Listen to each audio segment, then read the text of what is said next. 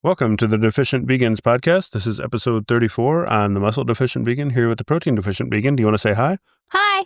Hi, everybody. This week we have a special guest, Stu Giddens from the Veganuary organization to celebrate Veganuary this month. And then our myth of the week this week will cover the new food pyramid dietary guidance that was released. It's going to be the best podcast ever. That's right. But first up, new news. New news. So PETA named Eat Just, the company that makes Just Egg, the company of the year for 2025. That's pretty cool. Yeah, so there were some issues with egg shortages and egg prices earlier in the year because of bird flu. So PETA had a campaign where they basically handed out Just Egg to people, and obviously Eat Just, the company, was all over this with their marketing and their products to help fill in the gap. Yeah, I remember this because all of you guys who normally eat eggs were buying my vegan eggs, and then I couldn't find them. Yeah, it was actually kind of hard to find Just Egg there. It was. It seems like they ramped up production after just a couple weeks. They did. Yeah. They've also added a lot of different items to their products. They've got like a couple different kinds of protein powder that also use mung beans, but they also have Eat Just chicken. I just saw that when we were looking at this PETA article. I didn't even realize that they have, I think they're calling it Just Meat and then chicken version. Yeah, I think they have a couple other products too. We have yet to see them because our grocery stores, I guess, suck here, but hopefully one day we'll get to try it. And also, if you can't find Just Egg, you have a recipe on your website that you can kind of make your own Just Egg concoction in a shaker cup. Yes, you do need Eat Just protein powder, though. Yeah, which is made of mung bean, right? Yeah, it's like over 90% protein. Yeah. And you need to use that specific one because I've tried it with other ones and it gets real goopy and gross. All right, so next is the top 10 global vegan restaurants for 2025 was released by Happy Cow. We looked at the list, and I don't think we can pronounce most of these names, and we don't want to butcher them. We tried with one another, and we failed really bad. Yeah. We'll save you that. We'll put the link in the show notes, but what I can tell you is some of the countries that these places are in. I'm just going to read the countries that are on the list. So we have Spain, Vietnam, Italy, Slovakia, Mexico, Wales, Japan, and Jordan. So go check out the show notes if you want to see what these are. And if you know how to say these, let us know. The next piece of news we have is there's a charity called the Vegan Society, and they put out a report called Veganism Around the World. So the new report recently came out and had some interesting statistics for us to look at. The first thing is that the United States has the most vegan restaurants in terms of restaurants per country. But if we're talking about restaurants per capita, in this case, they did restaurants per million people, it's a much different story. Oh, yeah. I mean, the United States is massive. Yeah. And probably most of these vegan restaurants are in larger cities like Chicago and New York and LA. If you live in the middle of nowhere in the United States, good luck. I'm going to go through the top 12 countries that had the most vegan restaurants per capita. They are Taiwan, Portugal, Singapore, Jamaica, Estonia, Austria, Puerto Rico, Vietnam, the Netherlands, Canada, Mongolia, and the UK. Seems like a good list of places you should go visit. Yeah, definitely. Plan your vacations around vegan restaurants. That's what we do. Some interesting statistics around the percentage of people that consider themselves meat eaters. So the lowest was in India. Only 30% of people consider themselves meat eaters in India. That is awesome. Yeah. On the flip side of that was Japan, who has the highest percentage of meat eaters at 88%. And Japan also happens to have the lowest percentage of people who were polled in the survey, right? This may not be representative of everybody, but the lowest percentage of people who understand what veganism is about. I wonder why that is. Not sure. What I do know is Chef Kenny's Japanese sushi restaurant is like one of the greatest places we've ever eaten at. In Texas. But now that's gone, but they still have one in Las Vegas. Oh, that's right. Yeah. I think his big one was in Las Vegas, but we went to the one in Texas. Honestly, give me all the vegan sushi. Yeah. So if anybody has any insight about Japan and veganism, please let us know. I'd be interested to learn more. Me too. Okay. So that's it for new news. Let's get to our guest. Woo! Okay. We have Stu Giddens here from Veganuary. He's the content strategist and the face in a lot of their videos and also a host on the Veganuary podcast. If you don't know, Veganuary is an annual challenge run by a British nonprofit organization that promotes the vegan lifestyle by encouraging people to follow a vegan diet for the month of January. So, Stu, first off, do you want to just tell us a little bit about your vegan journey? Our last podcast talked about our vegan journey, so we wanted to hear a little bit of yours. Yeah, sure. I started eating primarily plant-based when I was 30. I'm 39 now, so it was about 10 years ago. So for a while, I'd been quite conscious of my impact on the environment. So I've been doing lots of things like trying to cycle more and use public transport as much as I could. I was trying to not use virgin plastics.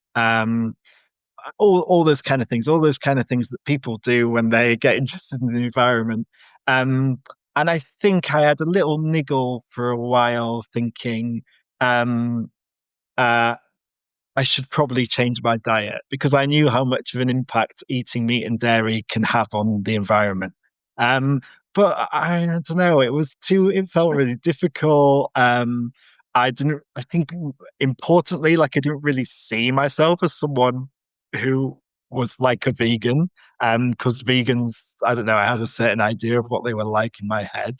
Um, uh, but I was in a relationship with a vegetarian who's now my wife, and she went vegan herself during the course of our relationship. So I was quite used to cooking and eating like vegetarian and vegan food.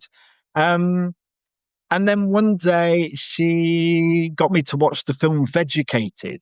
I don't know if you guys are familiar with that film. I don't think I've heard of that one. No.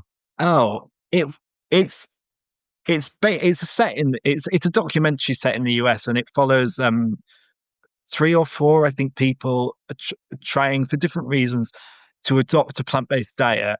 And at the end of it, there was kind of like a postscript where it said how they were all doing, like a year on or something. I think what I found most inspiring about it was that it said, I don't know, Anna is now 90% vegan, but occasionally eats cheese. And Paul uh, still eats meat at the weekends. And I think it opened up this idea to me that, like, being vegan was almost like a practice rather than an identity. Like, you don't have to like completely give up who you are and start wearing hemp and Yeah. you know use a compost toilet. Like, there's like loads of different ways to do it, and I think that gave me the permission I needed, really, to start eating plant-based. And then I just did it overnight. I went from eating omnivore to eating pretty much plant-based. Over the years, every now and then I've had a bit of cheese or eggs or something. But generally, I mean, I've never eaten meat since that day.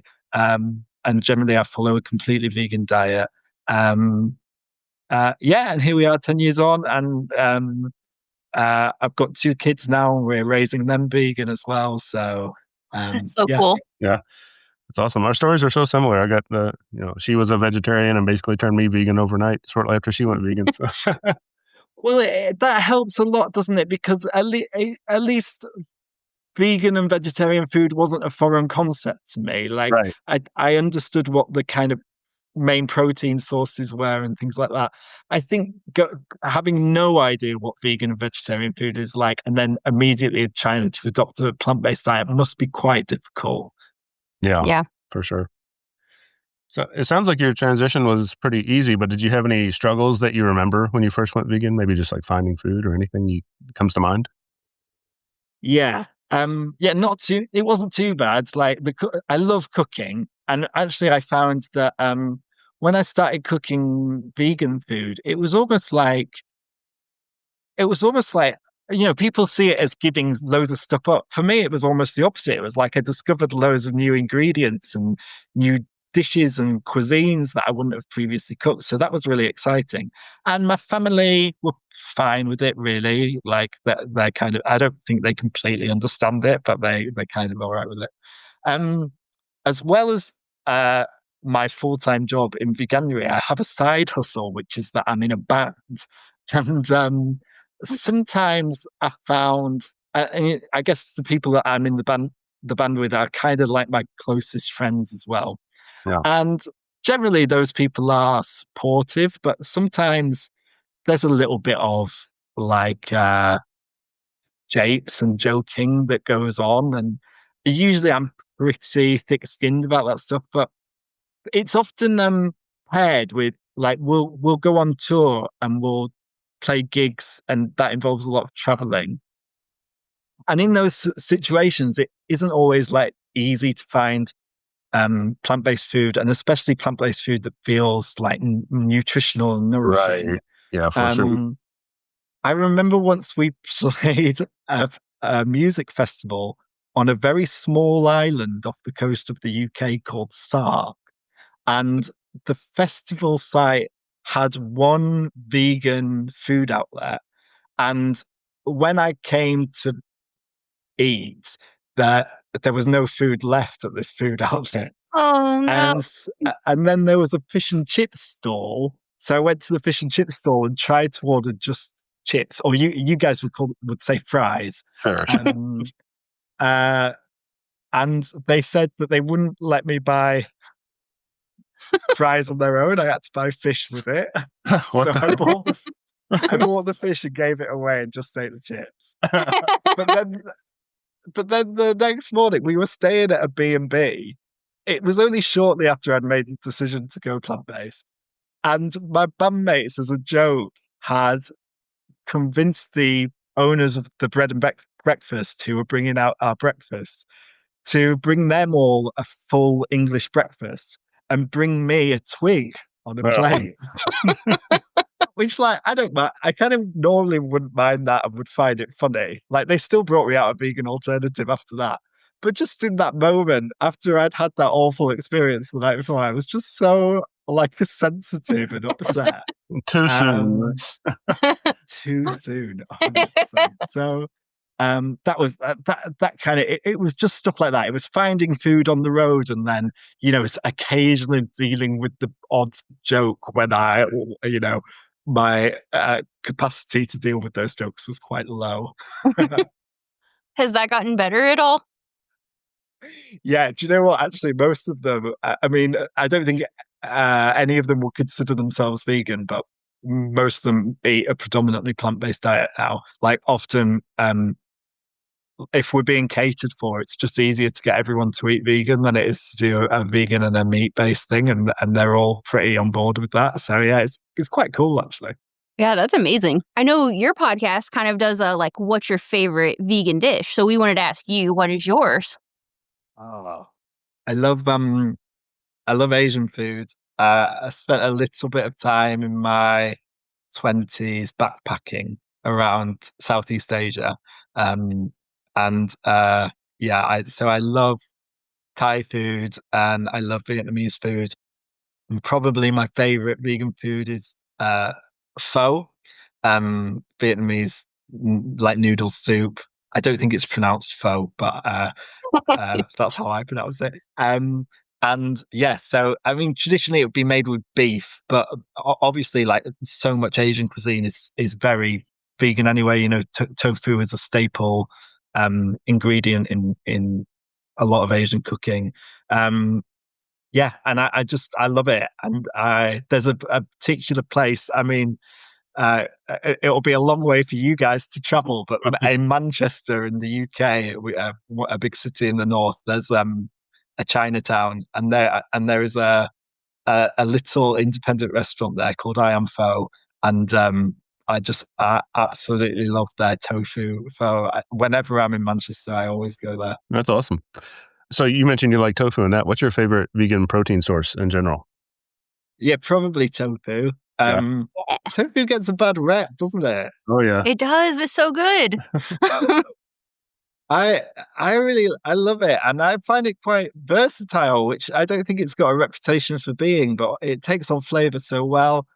I recently bought an air fryer, and I do my tofu now for about 10 minutes in the air fryer, and it really like crisps it up and it gets a really meaty texture. I don't know about you guys. I kind of miss meat. I feel like you're not really allowed to say that as a vegan, but I like the texture of meat, and so stuff that actually has quite a meaty texture I really love. So for me, a tofu whacked in the air fryer for 10 minutes before you throw it in a curry or whatever, I think is great. But yeah, I mean, here in the, I don't know what it's like over there, but here in the UK, it's a lot easier to buy stuff like seitan and tempeh now in the supermarkets. So in the last 6 months or so, I've been experimenting a lot more with other protein sources, and I love beans and lentils as well. But yeah, tofu is usually my go-to. That's interesting. I think it's easier for us to get tofu, but we usually have a couple of seitan and tempeh options as well. Yeah, it's exciting. In the UK, we had a big boom of like processed foods, like fake burgers and fake sausages, and that's kind of dwindled a bit now. But in its place have come all these more like whole food protein sources, which I think are much more fun to cook with as someone that loves cooking. So that's really great.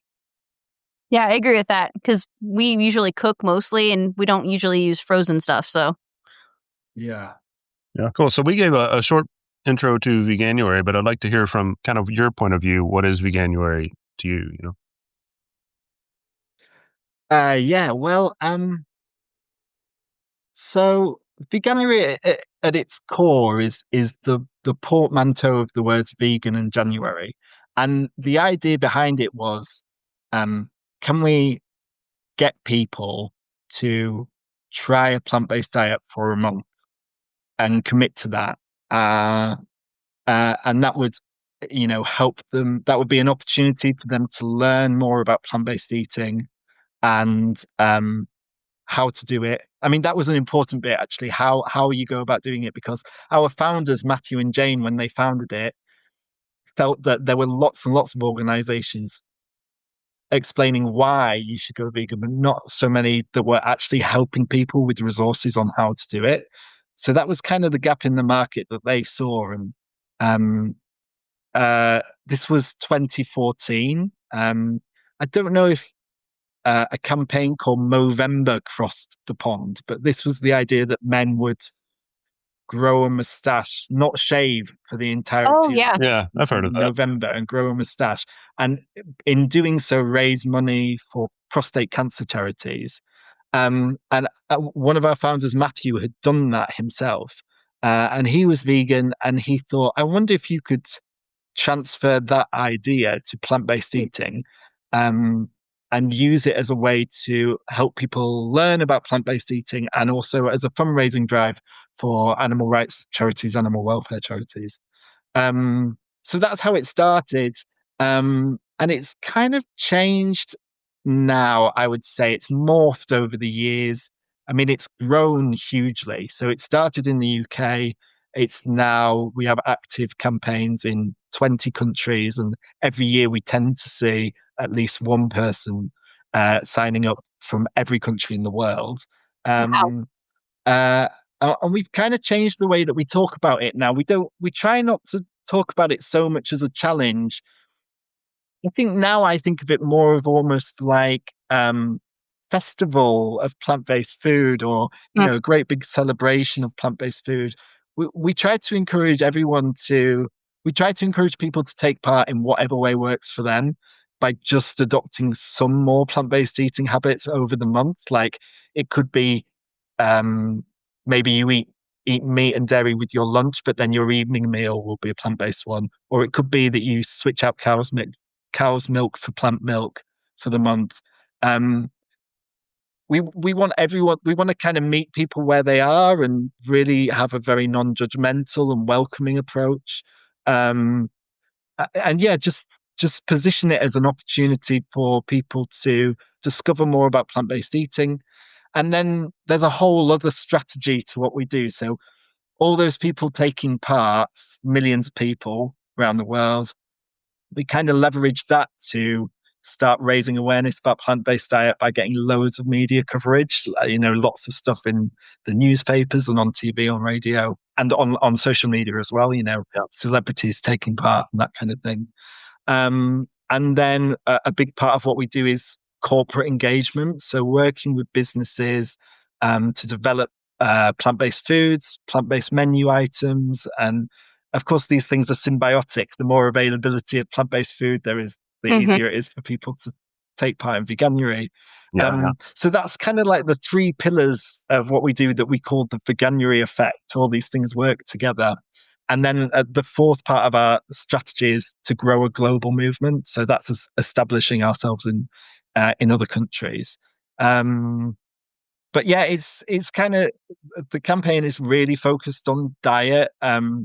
We see ourselves as like the entry point for a lot of people for trying vegan, and the nature of it being about something you really focus on for 1 month means that diet is the biggest place where animal products are going to impact people's lives over the course of 1 month. Most people maybe aren't buying lots of new clothes or shoes generally over the course of just 1 month, or going to the zoo, or all those things. So we try to focus on maybe just the diet aspect of it, and then once people have finished the month, we try to direct them on to other aspects of the vegan lifestyle. And yeah, so January is the main focus, and that's when we get all the businesses and all the press attention getting involved. But actually, people can take part whenever they want. We have a registration form on our website, and if you register, you get 31 days worth of emails that are full of recipes and tips and meal plans and that sort of thing. And you can choose what date you want those to start. So even though it's vegan January, it's kind of it's possible to do it at a time that suits you. Yeah. Nice. Well, it's definitely working. She went vegan from vegetarian with the Veganuary campaign. That's true. And now every January, my entire For You page on any social media is just all Veganuary. It's awesome. Yeah, that's great. So my wife went vegan from vegetarian because of Veganuary, actually. So oh, wow. even though I personally didn't go vegan after Veganuary, I sort of have that tangential connection. And yeah, it was her that when my role that I work in now came up, they advertised it by email. So it was her that said, "Oh, I think you'd be good for this job." And oh my gosh, that's so funny. Yeah, funny She how the already knew stars about it. align. Yeah. That is really cool. Do you have any participant statistics that you might be able to share with us? Like how many people there were last year, or percentage that continue being vegan, anything like that? I've got absolutely loads. All right. Strap in. Yeah, no, I mean, it's a real challenge to measure our impact, actually, because Yeah. we know how many people sign up to take part via our website, but we don't really know that much about them beyond what country they live in. But we do try our best to try and get a gauge of what impact we have. So we use YouGov surveys to do a survey of a sample of the population in each of the countries where we run campaigns, and we ask them whether they'll be trying vegan during January, and then we project that based on the population sizes of each of those countries. So we estimate that in January 2025, so last January, 25.8 million people around the world tried vegan during January. We have a presence in 20 countries, and our resources are translated into 9 different languages. That's awesome. So it's a truly global campaign. And then some of the other stats that are important to us when the key pillars of our strategy I was talking about. So last year in January, we generated over 12,000 media stories during Veganuary. We had 228 organizations taking part in our workplace challenge, which is when we get workplaces to get involved in Veganuary. It is what it says on the tin. That's so cool. We saw over 1,400 new products and menu items launched for Veganuary worldwide. So the impact of Veganuary is undeniable. And then you asked me about what percentage stay vegan. I mean, it's very hard for us to survey everyone that's trying vegan unless they register on our website. But we do survey those people that register on our website. We register them right at the end of their month of trying vegan, and then we also survey them 6 months on. So right at the end of their month, after last year's Veganuary, we found that 81% said that they plan to make significant diet change. So that means that 31% of them say they plan to go fully vegan after Veganuary. And then another 50% said they plan to reduce animal products from their diet by at least half. So that's, a really great impact. And then of the people that said, well, actually, I'm not going to continue with a vegan diet, we asked them, well, would you try vegan again in the future? And we find that of those people, 90% tell us that they do plan to try vegan again in the future. It's quite interesting. I've been working on a little project looking at people who do Veganuary year after year after year. There's a good amount of people that do that and reduce slightly each time. So for a lot of people, just 1 month is maybe not enough. Maybe even 3 years is not enough, but they're working, they're progressing towards a fully plant-based diet all the time with our support, which is great. We also asked people about their health. So we see that 45% reported improvements to their overall health. Only 3% people said that their health was worsened. The rest said that there was either no change or they weren't sure. So we think that's really, really encouraging that 45% are seeing their health improved. Yeah. And then in our 6-month survey, we asked people sort of slightly broader questions, I think, but 67% of people say they feel more inspired in the kitchen 6 months after taking part in Veganuary. 49% say that they feel Veganuary helped them make more sustainable food choices. 41% say Veganuary helped them make healthier food choices. And then after 6 months, 56% of people also tell us that they are more active at promoting veganism 6 months after taking part in Veganuary. So sometimes people challenge us on saying, well, it's just a month, and then people just go back to doing what they've always done. And I think our research suggests that isn't quite the case, that people are, adopting the things they've learned during Veganuary long term. Yeah. Yeah, those numbers are amazing. I mean, even if they only do it for 1 month, that's still insane. Like, that's still insanely beneficial to the animals. So, Yeah. Yeah, 100% agree. You mentioned there that there was a survey question about feeling more inspired in the kitchen. And then you mentioned earlier that when you went vegan, you tried a bunch of new dishes. So I've had a couple discussions online with people who think like the vegan diet is restrictive, but my view on it is like I've tried way more different things as a vegan than I ever would have or did, before I went vegan. So I see it as kind of the opposite. Yeah, I agree. It forces you out of your comfort zone, right? It forces you to experiment a bit more, and it forces you to Google a bit more.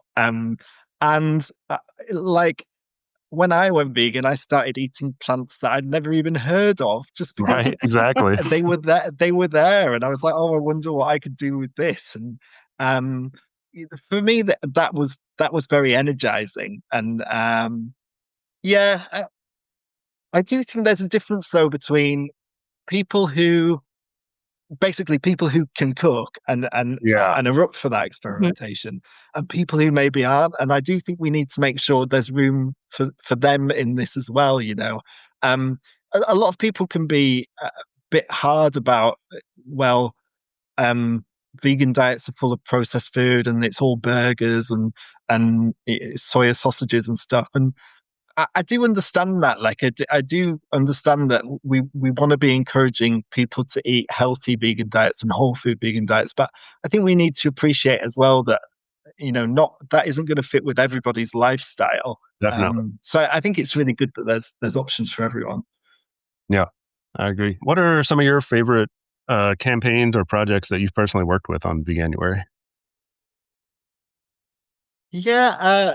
Do you know, this is going to sound weirdly negative. It's kind of the same every year in a way. Like every year, it's the same proposition. We want more people to try vegan, and it's kind of like if it ain't broke, don't fix it. But for me, like in 2019, which was the second or third. Sorry, it wasn't 2019. It was 2020. There's a weird thing for me working at Veganuary that years start the years start meaning strange things, because from 1st of February onwards, I'm always thinking about what's going to happen next year in January. So anyway, yeah, I think it was January 2020. There was a big release of a product in a brand called Greggs. I suspect you won't have heard of Greggs, but it is a bakery, and it is kind of very. It would be seen as a very sort of working class brand and quite northern, which in the UK is kind of the two things overlap quite a lot. Like generally, we kind of think of people from the south being posh and people from the north being quite, I think down we're to earth reversed and- over here. Our southern is our working class. Yeah, 100%. So Greggs would be seen as this very kind of working class northern brand, although they have these bakeries all over the country, and they added a new product to their stalls, which was the vegan sausage roll. And again, I'm not even sure if a sausage roll is like a big thing in the US, but here it's like a proper kind of like traditional food. Huh. And it generated so much press interest. And it was just this really exciting moment. You know what I said right at the top when you were asking me about my vegan journey, of this thing of having a concept of what a vegan was. I loved it because the cliche vegan would never shop at Greggs. And so to have a vegan product land at Greggs really said something about how veganism as a movement in the UK had broken into the masses, I think. So that was really exciting. And then that was topped off with in 2020, January 2020, my wife was pregnant. And uh, we'd gone past her due date, and the baby didn't seem to be showing any signs of arriving. And we'd nearly given up, and she was going to have to go into hospital for, to kind of get things moving. But then she ate a Greggs vegan sausage roll, and she went into labor. Oh Oh man, man.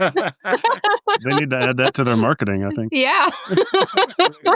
So yes, the Greggs sausage roll was really exciting, and that, I suppose, on a more personal level, there have been times here and there when I've kind of met someone in the wild who like recognizes me from Veganuary, or I happen to just mention that I work for Veganuary, and they'll sort of stand back aghast and say, "Oh my God, I've done Veganuary." And so often people tell me how much it meant to them and how supported they felt, and how much they love, our non-judgmental approach. And I always just find that really moving. Like, ultimately, we're doing it to help animals and the environment, but before we get to those, we help people. And I think because, my role is very much being the kind of person that is hand holding them and guiding them through the journey. It feels quite personal to me to have that role and hear that individual feedback. Okay, cool. Yeah, I'm glad everything worked out with the baby. That's good to hear. Yeah. I think he's going strong, yeah. And do you know what? He loves sausage rolls now as well. That's funny. So what's something that you have maybe learned in your time with Veganuary that you didn't know before? I think the big difference for me is my attitude to animals has changed quite a lot. So, I said I was primarily motivated by the environment, and I wouldn't say that I didn't care about animals. I don't just think I didn't think about animals. I didn't think about animal suffering really. Yeah. I've had pets here and there through the years, and you obviously have a connection with pets. But I think I was, you're so if you brought up an omnivore, you're just so used to just completely detaching the idea of meat from the idea of animals, and I think that's what it was for me. And since since I joined Veganuary, I was kind of forced to look at. I mean, in Veganuary, we don't share anything graphic. We really avoid doing that. because we, like I've said, it's really the entry point for people, and we want people to feel warm and welcomed, and we don't want to scare them off. But in the course of my work working for Veganuary, I have happened to see some really shocking and upsetting things that go on in animal agriculture.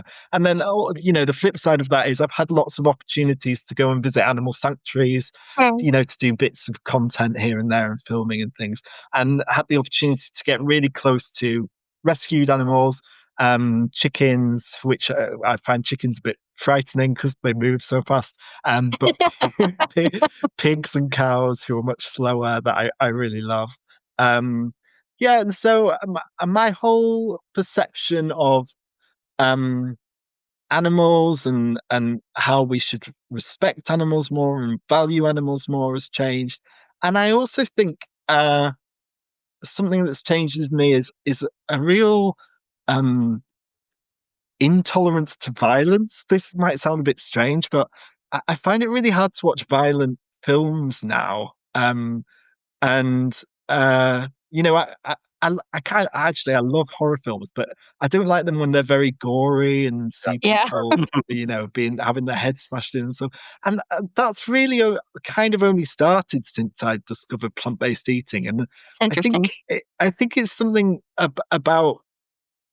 I think it's something about understanding how everyday an occurrence at scale that kind of violence is against animals, and maybe almost noticing that when we see lots of violence, it's about numbing us to it and kind of thinking it's okay. And you can apply that to all sorts of other aspects of life, the wars that are currently being waged in the world and that kind of thing.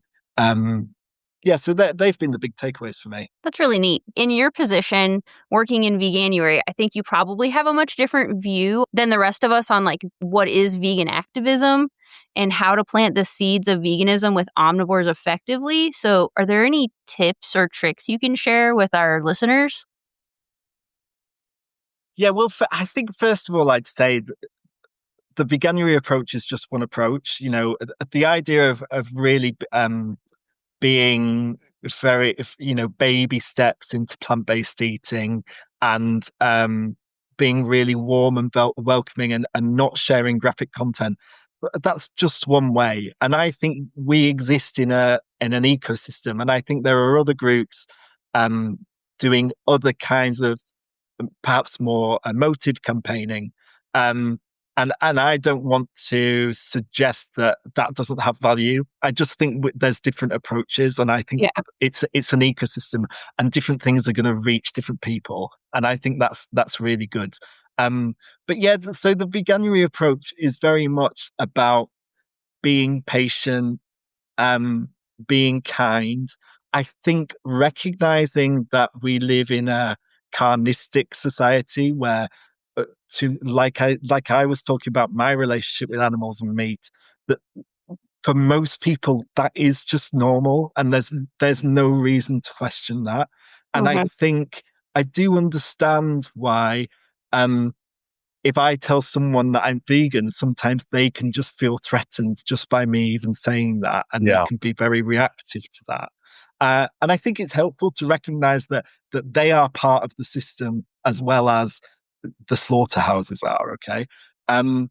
So that's that. I try to be empathetic, and then I also try to just think I try to pick my battles. So I can tell if I'm at a social occasion and I mention that I'm vegan, and someone starts dropping all the vegan jokes and how can you tell if someone's vegan? Don't worry, they'll tell you. I kind of know that person is never going to go vegan from anything I'm going to say, and so I don't bother.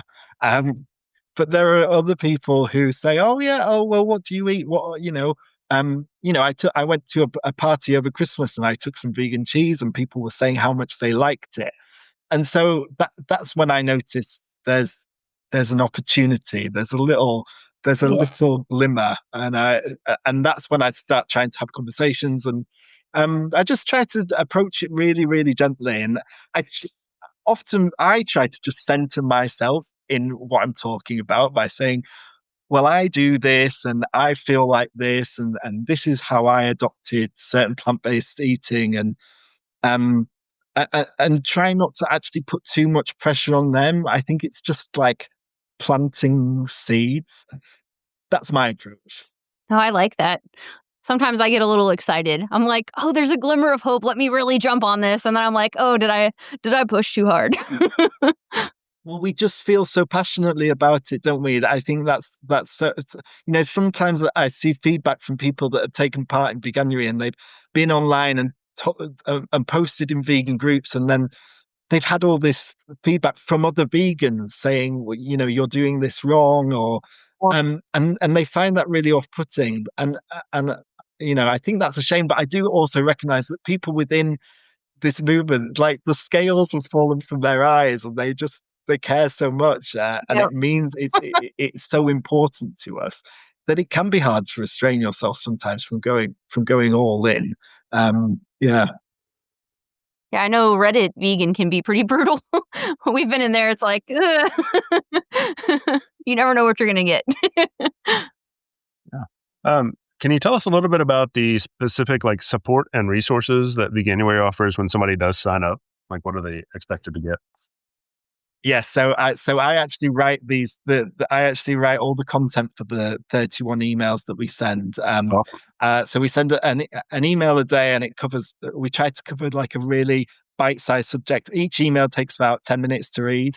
So we cover things like how to go when you're dining out as a vegan, tips for that, tips for dealing with friends and family. What happens if you just have a slip up and you accidentally eat some cheese because you didn't read the label properly, or you just wanted to eat some cheese? What happens then? All kinds of things. Lots of nutritional advice. So we have different emails focusing on protein and B12 and iron and omegas. And then within that, every email that we send contains 2 recipes. So there's food inspiration every day.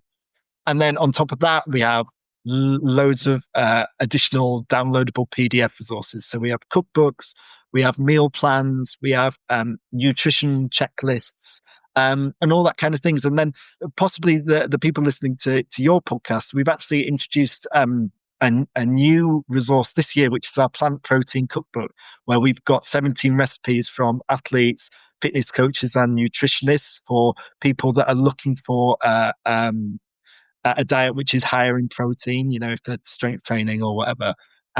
So yeah, that's the kind of thing we offer. That's awesome. That's awesome. Yeah, sounds great. If we have any listeners that are considering trying Veganuary or just veganism in general, what's the best way to get in touch with the organization? Yeah, well, as I've said, we consider anyone doing any kind of plant-based activity through January as taking part. But the kind of I guess the kind of official way would be to go to our website, click the Try Vegan button, and we just ask you for your email address, your name, and the country that you live in, because our resources are adapted specifically for different countries. So yeah, that's the best way to do it. But we're also on all social media channels. We have a podcast as well, as you kindly mentioned. Yep. Yeah, for sure. We have quite an active YouTube channel, so there's all kinds of other ways to get involved with us as well. Yeah, that's a cool note that you just mentioned, that your content is kind of tuned towards the country they're from, because we do have a little bit of an international audience, and sometimes we'll recommend things and they'll say, oh, I can't get that here. So I think that's a really cool thing that you guys have done there. Yeah, we have a team of people working in the States. We've got actually our CEO is based in the States, Wendy, and then we have a corporate wing in the States as well. Yeah. Yeah, and I wanted to mention the social media, because I follow you guys on social media, and they post so much good stuff, like chock full. Should definitely follow Veganuary everywhere. Thank you. So if we have any vegan listeners that are kind of inspired by the work that Veganuary is doing and want to support the organization that way, what's the best way for them to get involved on the support side? Yeah, well, that's very kind. We for the opportunity. We are a non-profit. We're a charity based in the UK. So the best way that you could support us is by making a donation. So you can do that on our website as well. You'll find a big donate button, and yeah, we don't have a huge team, but we do have a team of people that are developing all these resources. And more importantly than anything is just driving awareness of what we do and reaching more people. And obviously, the more people we can reach, the more people who are going to take part and the more people that are likely to stay vegan. And then that has a great impact for the environment and for animals. And what we really envisage is being able to slowly shift the dial on our food system so that we're eating less animals and we're eating more plants. And that's what our donations go towards. So it helps us in all aspects of our work, in developing the resources, in reaching out to media, in reaching out to corporates, and growing a global a global organization. Yeah, awesome. And then lastly, on more of a personal note, I know you do a little bit of strength training in the gym. So tell us a little bit about what you do there, and then what advice you might have or be able to give to vegans or vegan curious people that might be concerned about being able to perform athletically or like build muscle on a vegan diet. Yeah, I go to the gym when things aren't too stressful with work and family. I try to go to the gym 4 or 5 times a week. Yeah. And I like lifting, but I don't have huge ambitions of building loads of muscle, really. Right, I kind of just like I like the discipline of going, and I like having, a routine. And but I'm not kind of like one of these. I'm not like a gym bro so much. Yeah. So yeah, that's what I do at the gym. For me, I honestly, I don't, I don't check in with my nutrition probably as much as I should. But I just try to have a good range of protein, in every meal. So, my breakfast is usually porridge, and I'll have like chia seeds in there and flax seeds and stuff to get a bit of protein up. And then I tend to eat a really healthy salad every day, but I put in like half a can of lentils and half a can of beans into that, with loads of fresh raw veg. And then, like we've mentioned earlier, then on an evening meal, I'll try and use a different protein source for each one. So tempeh or tofu or seitan or beans pulses. So that's kind of what I do. And then if I have worked out, I'll follow it up with a vegan protein shake. And yeah, I haven't ever. You guys will have looked into this much more than I have. I haven't ever looked that hard at my nutrition, but my knowledge is that having as varied protein sources as you can is really is really helpful for building muscle. Yeah, definitely. If you stick with tofu, you're in pretty good shape. But if you want to keep it varied, it's definitely good to go around and do a bunch of different ones. I'm interested. How do you think there's any interesting crossovers in the way that like gym going and eating plant-based is communicated? Because sometimes because it's just been the new year, I've been looking a lot at some gym content on social media, and it's all like about how you should be going. Why haven't you gone to the gym today? And you should be going to the gym every day, and you're not working hard enough. It's kind of all or nothing. And I sometimes think that can be true of like the way people communicate about plant-based diets as well. Yeah, that's interesting.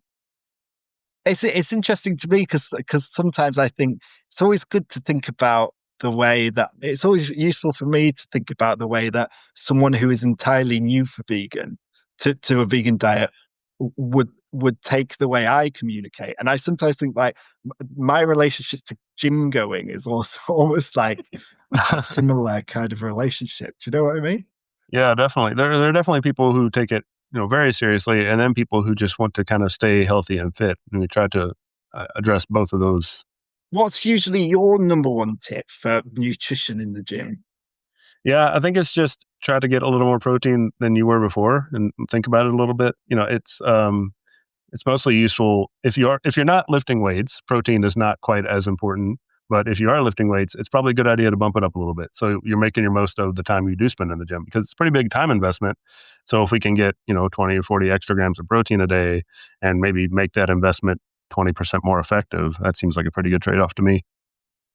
Yeah. And I mean, having said I'm not that bothered about building muscle, I do love it when I look in the mirror and I look great. Yeah. There's one kind of nutrition guy out there that writes a book about longevity but he talks about something called, I think he calls it like the Centennial Olympics, but basically it's not really about building muscle to build muscle, but it's about still being able to do this list of physical things if he lived to be 100 years old. So if you think about it that way, where it's like, I just want to be fit enough to stay mobile and healthy into old age, I think that's a great goal, even if you don't want to like really pack on the muscle. I think about that all the time. You know, when you see like older people in the gym and they're looking great and they must be in their 60s or 70s, I think like, I hope that I'm still looking like that when I'm that age. Have you noticed, I assume you went to the gym probably before you were vegan. Have you noticed any detriment since you switched to vegan? Like any issues with performance? That's interesting, isn't it? I've kind of gone. I've kind of had periods in my life where I've gone to the gym, and then periods of my life when I've done other things like long distance running, and I got really into triathlons for a bit.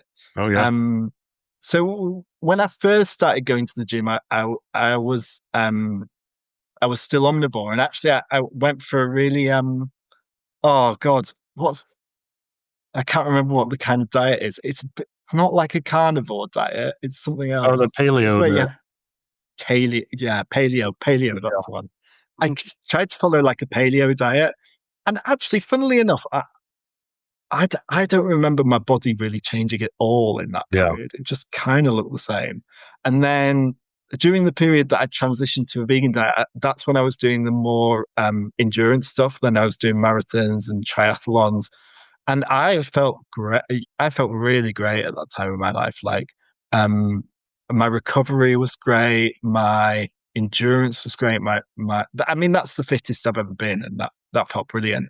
I kind of got back to going to the gym when I started having a family, because it's much harder to commit to long hours of running and cycling, etc. Whereas with the gym, I could just put aside 40 minutes to an hour a day and just do it. But definitely in terms of building muscle, I've probably started going to the gym again 2 or 3 years ago, and it's gone up and down because I've had a second kid in that period, right? But yeah, definitely within that period, I was looking the most toned and muscly that I've ever looked, like the happiest with my body that I've ever looked. So that was cool, and that was all on a plant-based diet. And I do feel my recovery is really good. Like I've got some pretty achy legs today after going to the gym all day, but yeah, generally my recovery is great. That's awesome. Yeah. I think that's all we had for you. Is there anything else you wanted to share or just put out there? No, I feel like you've given me the opportunity to say absolutely everything I want to say, but thanks so much for having me. Yeah, awesome. Thank you for joining us, Stu. We really appreciate it. Okay, so now for our myth of the week. This week, the myth of the week is that the new food pyramid says saturated fat is fine. I think pyramid is used pretty loosely here. Yeah, so it is the new dietary guidelines for Americans specifically. I know not all of our audience is American. Yeah, and if you're not American, you can ignore this and should probably ignore this. And if you're American, maybe you can also ignore this. Yeah, well, first of all, the new pyramid didn't really directly replace the old pyramid like a lot of people are talking about, because we haven't used the old pyramid in like 15 years. We've been recently using a system called My Plate from the government, which was just a little picture of a plate that had like, a fourth of it is protein, a fourth of it is vegetables. And then grains. Yeah, it was just kind of visual. Yeah, which I actually thought was kind of helpful. Yeah. For figuring out how you should set up your meals. Right. But the picture doesn't tell the whole story for any of these. So sure. The myth this week comes from the fact that the pyramid, the upside down pyramid picture that they used for the new dietary guidelines has basically all in the top left corner, which means eat more of this. They have things like butter and meat and like red meat. Specifically red meat, yeah. So I think red meat, steak specifically, is at the very, very, very top. Right. So it makes it look like, maybe you want to eat a lot of saturated fat or something like that. But if you go past the picture, which, you probably always should. Nobody will, though. Yeah.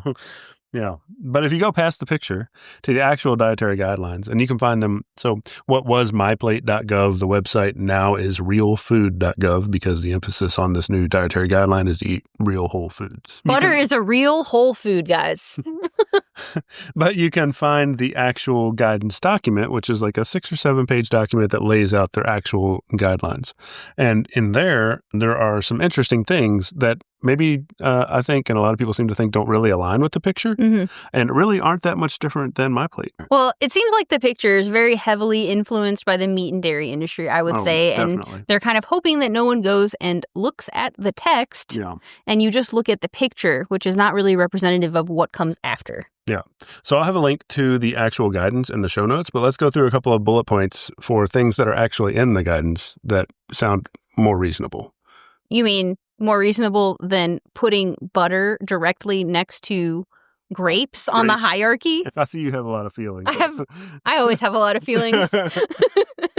So in the actual guidance, they still do recommend limiting saturated fat intake to 10% of your daily calories, even though a lot of the rhetoric around these new dietary guidelines has been about full-fat milk specifically has been a big one, red meat, and then I think one of the quotes from some official was ending the war on saturated fat. Oh, and the war on protein, which is crazy because there hasn't been a war on either of those. Yeah. So it is still in the guidance limited to 10% despite the prominent location on the picture of a bunch of things with saturated fat.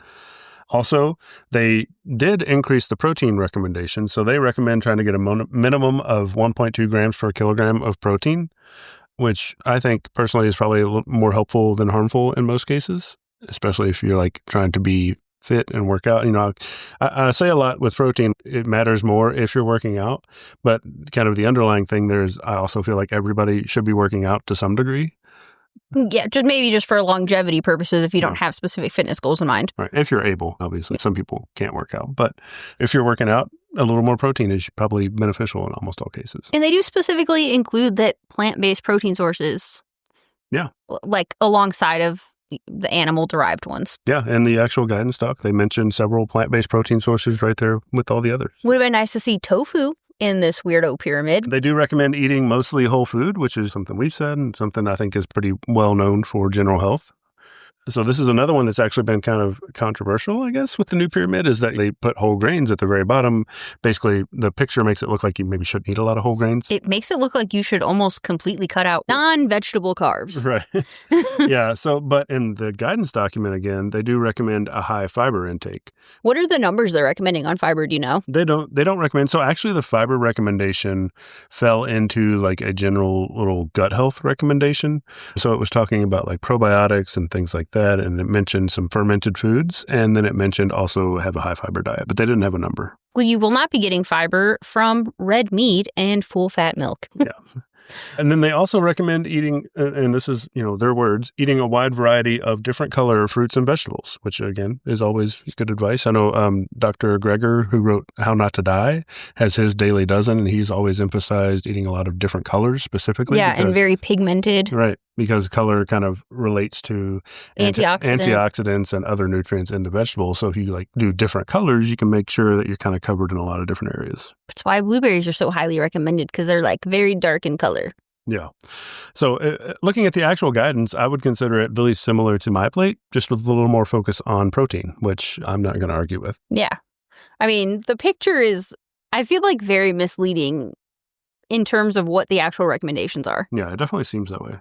If you guys have any questions on the pyramid, any specific questions, or any specific questions on the guidelines, drop us a comment or send us a message. All right. So that's our myth of the week. So the new food pyramid, as long as you look at the guidance, does not emphasize saturated fat and still basically has the same limit it always has. The new upside down food pyramid. It's a Stranger Things collab. The upside down is a bad place always. So you should really go watch Stranger Things. I liked it. All right, so let's talk a little bit about protein deficient vegan updates. What do you have going on? Okay, so I started this new series on my social medias where I roll the dice to figure out which random high protein recipe I'm going to make from my free Veganuary ebook. Yeah. And what I know about that is this week you rolled the dice and then awesome pizza appeared in the kitchen. So I thought that was pretty cool. awesome pizza appeared in the kitchen twice because somehow I landed on vegan cheeses twice, which I'm also not complaining. But like, what are the odds of that? I'm very happy. So yeah, we've learned a lot about the statistical probabilities of 2 20-sided dice. Yeah. What do you got going on? Well, I had my Veganuary personal training giveaway for the last week or so. Ended up with over 100 entries in that and ended up with 10 winners. You got a lot more than you bargained for, huh? Yeah. No, I mean, the interest was really cool. And it was really cool to see a lot of people's stories. It mostly made me a little sad that I couldn't pick everybody, right? But guys, he wanted to pick literally everyone. He was really struggling. Yeah, so there were 5 winners that were randomly selected, and then 5 winners I picked based off kind of what they told me and who I thought I could help most in the 12 weeks. So looking forward to get jumped into that. You doing anything with the rest of the people that didn't win? Yeah, so for everybody that entered, I'm putting together some information to hopefully kind of jumpstart you for the year and then give you some guidance. And then also, we're always around in Discord or Instagram. You can reach out and ask questions and stuff as normal. But I do plan to put some kind of package together to try to help you out anyway. Can any of our listeners that didn't enter and still want that packet you're putting together, is there a way they can get that? Yeah, once I get it put together, I'll probably put it on the website. So I think that's it. But if you guys want to keep in touch with us, or make sure you follow the podcast. If you could leave us a review on Apple Podcasts or Spotify, that helps a lot. We love reviews. We love comments. You can also leave direct comments on YouTube or Spotify. And then we have Timmy Tudor, we love you. And then we have the link to the Deficient Vegans Discord in our show notes as well. We're up to almost 30 people in there now. Yeah, it's actually getting a lot more active. We got a lot of people chatting. It's really fun. Yeah. And we started the accountability channel. So if you're having trouble finding accountability buddies. And if you're not familiar with Discord, it's just a chat platform. So we got different channels to talk about different things and keep everybody motivated and accountable throughout the year if you have a fitness goal or to just come in and talk about vegan stuff. Yeah, we can find new vegan friends. All right. Well, I think that's it for this week. Do you want to say bye? Bye. Bye, everybody.